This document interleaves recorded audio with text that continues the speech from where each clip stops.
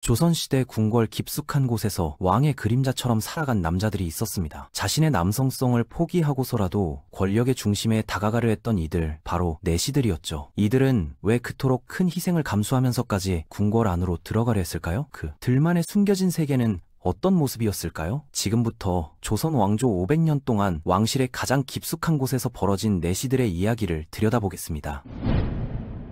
먼저 짚고 넘어가야 할 점이 있습니다. 고려 왕조가 막을 내릴 때까지만 하더라도 궁중에서 일하는 남성들은 크게 두 부류로 나뉘어 있었거든요. 하나는 과거 시험이나 가문의 덕으로 궁에 들어온 학식 있는 문관들이었고, 다른 하나는 거세된 상태로 궁중 잡무를 담당하던 환관들이었습니다. 그런데 태조 이성계가 새로운 왕조를 세우면서 상황이 바뀌었습니다. 문관 집단의 규모를 대폭 줄이고 환관들에게 더 많은 업무를 맡기면서 점차 궁중에서 일하는 거세된 남성들을 모두 내시라고 부르게 된 것이죠. 그렇다면 내시가 되기 위한 기본 조건은 무엇이었을까요? 가장 중요한 것은 남성으로서의 기능을 완전히 상실한 상태여야 한다는 점이었습니다. 태어날 때부터 성기가 없거나 사고로 인해 그 기능을 잃은 남성만이 내시가 될 수 있었죠. 하지만 여기서 중요한 건 스스로 그런 상태를 만드는 것은 법으로 엄격히 금지되어 있었다는 점입니다. 유교 사상이 뿌리 깊게 자리 잡은 조선 사회에서 자신의 몸을 해치는 행위는 부모에게 받은 소중한 몸을 훼손하는 불효 행위로 여겨졌거든요. 그럼에도 불구하고 가난한 집 아이들 중에는 몰래 불법 시술을 받는 경우가 많았습니다. 당시에는 마취 기술이 없었기 때문에 엄청난 고통을 감내해야 했는데, 비명소리 때문에 들킬까봐 천둥번개가 치는 밤에만 이런 시술이 이루어졌다고 합니다. 이런 불법 시술은 주로 서울 외곽 지역의 은밀한 장소에서 이루어졌습니다. 시술자들은 대부분 의료 지식이 부족한 무당이나 민간 치료사들이었기 때문에 성공률도 높지 않았어요. 시술 후 며칠 동안은 극심한 고열과 감염 위험에 시달려야 했고, 많은 아이들이 이 과정에서 목숨을 잃기도 했습니다. 그런데 대체 무엇이 이 어린 아이들을 그토록 큰 고통으로 내몰았던 걸까요? 답은 간단했습니다. 바로 경제적 안정과 사회적 지위 상승의 기회였거든요. 내시직은 조선시대 최고의 안정적인 직업 중 하나였습니다. 내시들 중 최고 지위에 오를 수 있는 상선의 경우 월급이 쌀 한 섬과 콩 10마리였는데, 이는 당시 최고 관직인 영의정보다도 많은 수준이었죠. 게다가 다른 관료들과 달리 정년이 정해져 있지 않았기 때문에 나이가 들어 일을 그만두더라도 국가에서 집과 생활비를 지원해 주었습니다. 가난한 서민 가정에서 태어난 아이들에게는 꿈같은 조건이었던 것이죠. 내시들에게는 일반 관리들이 받지 못하는 특별한 혜택들이 많았습니다. 매월 지급되는 쌀과 콩 외에도 비단, 면포, 각종 양념, 심지어 연료까지 모두 국가에서 제공했어요. 특히 궁중잔치나 명절 때는 추가로 상당한 양의 선물을 받았는데, 이런 물품들을 팔면 상당한 부수입을 얻을 수 있었습니다. 또한 왕의 명령을 전달하거나 업무를 처리할 때 받는 뇌물도 만만치 않았죠. 그런데 왜 하필 거세를 해야만 했던 걸까요? 이는 순전히 왕실의 혈통 보호 때문이었습니다. 궁궐 안에는 수많은 궁녀들과 후궁들이 살고 있었는데, 만약 내시와 이들 사이에 무슨 일이 생겨서 아이라도 태어나는 날엔 큰 문제가 될 수 있었거든요. 왕이 자신의 핏줄이라고 착각하고 후계자로 삼을 수도 있으니까요. 이런 상황을 원천적으로 차단하기 위해 내시들은 반드시 거세된 상태여야 했던 것입니다. 실제로 중국 역사를 보면 환관들이 황제를 조종하거나 심지어 왕조를 멸망시킨 사례들이 많았어요. 조선의 건국자들은 이런 사례들을 철저히 분석해서 내시 제도를 설계했습니다. 내시가 되기 위해서는 매우 까다로운 선발 과정을 거쳐야 했습니다. 총 3단계의 시험이 있었는데, 먼저 신체 검사에서 생식 기능이 완전히 없다는 것을 확인받아야 했습니다. 다만 그 외의 신체 부위에는 어떤 결함도 있어서는 안 됐죠. 시력이나 청력에 문제가 있어도 탈락이었고, 손가락이 부족하거나 다리를 절어도 안 됐습니다. 두 번째는 궁중 상식 시험이었습니다. 복잡한 궁궐 구조를 모두 외우고 있어야 했고, 각종 궁중 예법과 의식 절차도 완벽하게 알고 있어야 했습니다. 예를 들어 왕이 어떤 상황에서 어떤 표정을 지을 때 어떻게 대응해야 하는지, 왕후나 대비를 만났을 때는 어떤 인사를 해야 하는지 같은 것들 말이에요. 궁궐 생활은 예측할 수 없는 상황들의 연속이었기 때문에 어떤 돌발 상황에서도 당황하지 않는 정신력이 필요했거든요. 특히 왕의 기분이 좋지 않을 때는 작은 실수 하나로도 큰 문제가 될 수 있었습니다. 이런 혹독한 과정을 통해 매년 약 95명 내외의 내시가 선발되었습니다. 하지만 바로 정식 내시가 되는 것은 아니었어요. 약 10년간의 견습 기간을 거쳐야 했거든요. 이 기간 동안 선배 내시들 밑에서 온갖 굳은 일을 하며 궁중 생활에 적응해야 했습니다. 새벽 4시에 일어나서 밤 10시가 넘어서야 잠자리에 들 수 있는 고된 하루를 보내야 했죠. 견습 내시들은 주로 청소, 빨래, 음식 운반, 심부름 같은 일을 담당했습니다. 그러면서 동시에 선배들의 일거수일투족을 관찰하며 궁중 예법과 업무 처리 방법을 익혀야 했어요. 그리고 10년 후 다시 한번 신체 검사를 받아 통과해야만 정식 품계를 받는 내시가 될 수 있었죠. 가끔 성장하면서 생식 기능이 회복되는 경우도 있었기 때문입니다. 이 두 번째 신체 검사는 첫 번째보다 훨씬 더 엄격했습니다. 10년 동안의 변화를 세밀하게 관찰해서 조금이라도 의심스러운 부분이 있으면 즉시 궁에서 내쫓았어요. 정식 내시가 된다고 해서 편한 것은 아니었습니다. 품계에 따라 맡은 업무가 달랐는데 왕의 일상 수발부터 시작해서 왕명 전달, 궁궐 경비, 청소, 행사 준비 등 다양한 일을 해야 했거든요. 특히 왕과 직접 대화를 나눠야 하는 경우가 많았기 때문에 기본적인 교양도 갖춰야 했습니다. 사서 삼경은 물론이고 역사서와 문학 작품들도 읽어야 했죠. 또한 비상시에는 왕의 경호를 담당해야 했기 때문에 무예 실력도 필수였습니다. 검술, 활쏘기, 격투기 등 다양한 무예를 익혀야 했고 정기적으로 실력 평가도 받아야 했어요. 내시들의 하루 일과는 정말 빡빡했습니다. 새벽 4시에 기상에서 왕이 기상하기 전까지 모든 준비를 마쳐야 했고 왕의 식사, 목욕, 옷 갈아입기 등 모든 일상을 보조했습니다. 이 때문에 젊은 내시들은 35세가 될 때까지 3개월마다 한 번씩 시험을 쳐야 했습니다. 시험 성적이 나쁘면 좌천되거나 아예 궁에서 쫓겨날 수도 있었고 반대로 좋은 성적을 거두면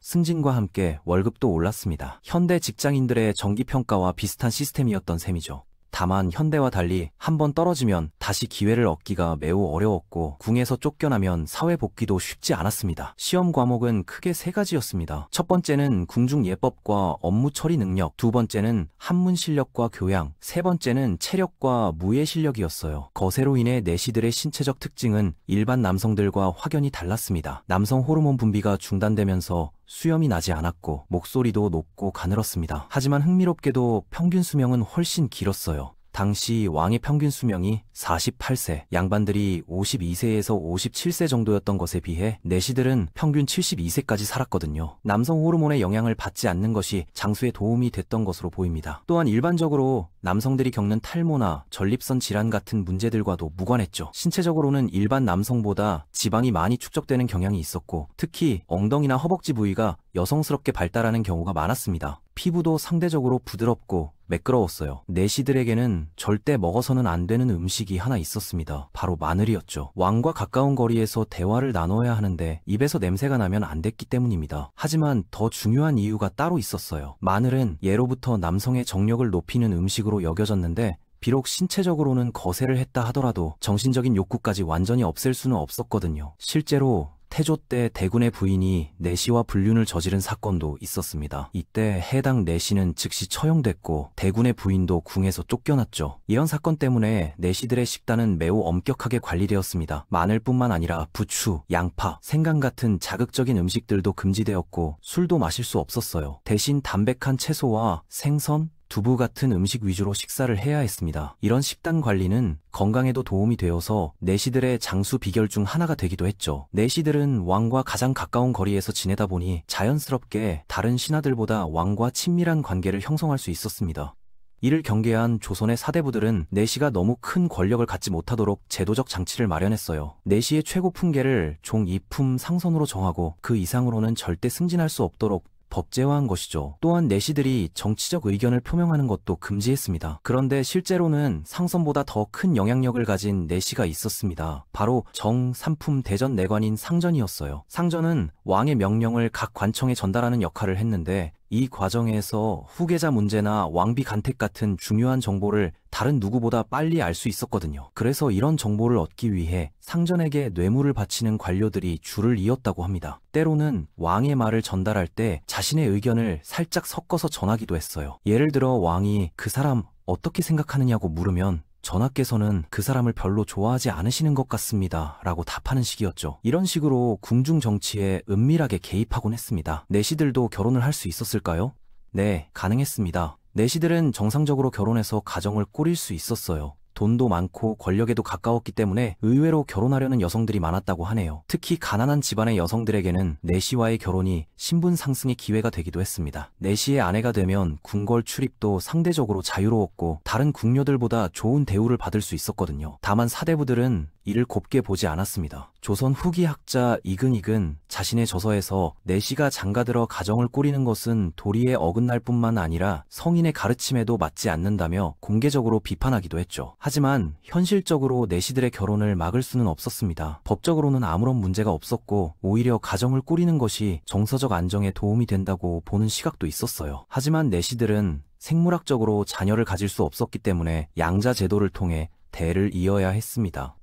경국대전에 따르면 내시는 3세 이전에 거세된 아이를 양자로 데려올 수 있었는데 이 아이들은 성장해서 자동으로 내시가 되었습니다. 다만 양자로 들인 아이들은 원래 성씨를 그대로 사용할 수 있도록 했는데 이는 원래 집안의 혈통을 존중해주기 위함이었죠. 또한 양자를 들일 때는 반드시 관청에 신고해야 했고 정기적으로 검사도 받아야 했어요. 양자로 입양된 아이들은 일반 내시들보다 더 좋은 교육을 받을 수 있었습니다. 양아버지가 이미 궁중 생활에 익숙하기 때문에 어릴 때부터 체계적으로 내시가 되기 위한 준비를 시킬 수 있었거든요. 이런 세습 내시들은 일반 내시들보다 승진도 빨랐고 더 좋은 자리를 차지할 가능성도 높았습니다. 하지만 그만큼 더 엄격한 기준으로 평가받기도 했어요. 내시들 사이에도 파벌과 경쟁이 있었습니다. 출신 지역이나 들어온 시기, 담당 업무에 따라서 서로 다른 그룹을 형성하곤 했어요. 때로는 이런 파벌 갈등이 심각한 문제가 되기도 했습니다. 특히 왕의 총애를 받는 내시와 그렇지 못한 내시들 사이의 갈등은 매우 심각했어요. 총애받는 내시는 다른 내시들을 견제하려고 했고 견제받는 내시들은 그를 끌어내리려고 음모를 꾸미기도 했습니다. 권력과 부를 얻기 위해서는 때로는 소중한 것을 포기해야 하는 것이 세상의 법칙인지도 모릅니다. 조선시대 내시들의 삶이 바로 그런 선택의 결과였던 것이죠. 하지만 현대를 사는 우리는 그런 극단적인 희생 없이도 자신만의 길을 찾을 수 있습니다. 건강한 몸과 마음으로 각자의 꿈을 향해 나아가시길 바랍니다. 그들의 삶을 통해 우리는 권력과 욕망, 그리고 인간의 선택에 대해 깊이 생각해 볼 수 있습니다. 과연 무엇이 진정한 성공이고 행복인지 말이에요.